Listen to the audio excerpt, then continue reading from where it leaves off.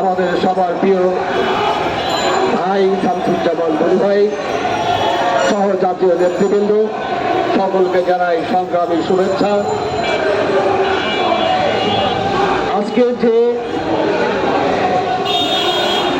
আজকের যে প্রশ্নটি রয়েছে অত্যন্ত সুন্দর একটি প্রশ্ন। ভারত কি বাংলাদেশকে বিপদে ফেলতে চায়? ভারত বাংলাদেশকে বিপদে ফেলেছিল স্বাধীনতা পরবর্তী সময়ে প্রায় $1,500 মিলিয়ন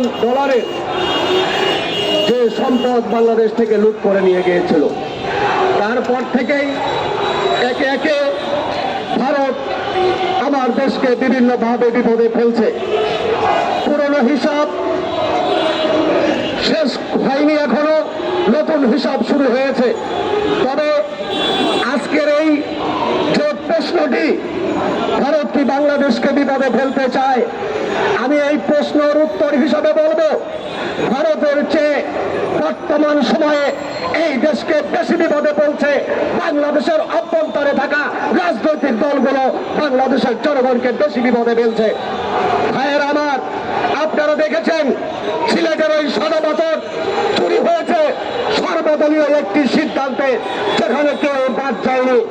জনগণকে, এই রিক্সাওয়ালাকে, এই ভেড়ালাকে আমাদেরকে ফাঁকে দেওয়া হচ্ছে, রাজনীতির আড়ালে আমাদের সাথে ব্ল্যাকমেইল করা হচ্ছে, বাংলাদেশের জনগণকে বোকা বানানো হচ্ছে।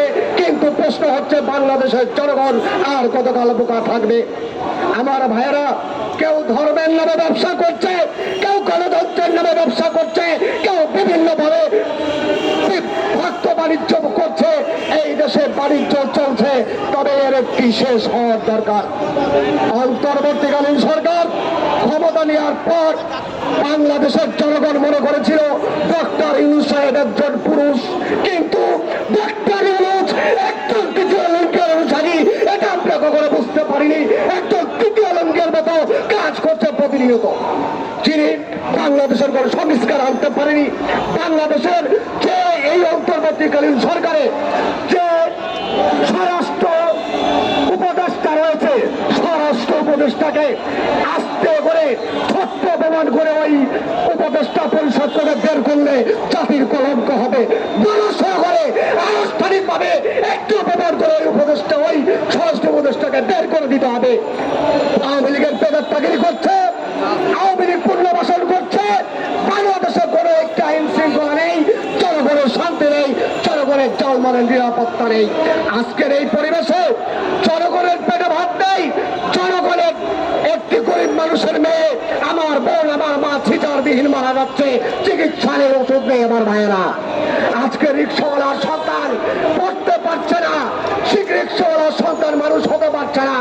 আজকে চিকিৎসা নেই, বাংলাদেশের করে একটি উপজেলা কমপ্লেক্সে শুধুমাত্র হাসপাতাল আছে, বিল্ডিং আছে, ডাক্তার নেই, ওষুধ নেই, চিকিৎসা নেই। এর কোনো ব্যবস্থা ডক্টর ইউনূস করেনি।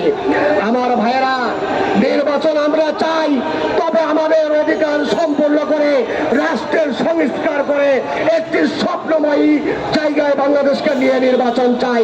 যেই স্বরাষ্ট্র উপদেষ্টা একটি ইঁদুর চলে গেলে তার সুবিধা দিতে পারে না, যেই স্বরাষ্ট্র উপদেষ্টা একজন মানুষ করলে তার সুবিধা দিতে পারে না, আইন শৃঙ্খলা রক্ষা করতে পারে না, সেই উপদেষ্টার আন্ডারে নির্বাচন হলে বাংলাদেশের মানুষ কতটা নিরাপদ?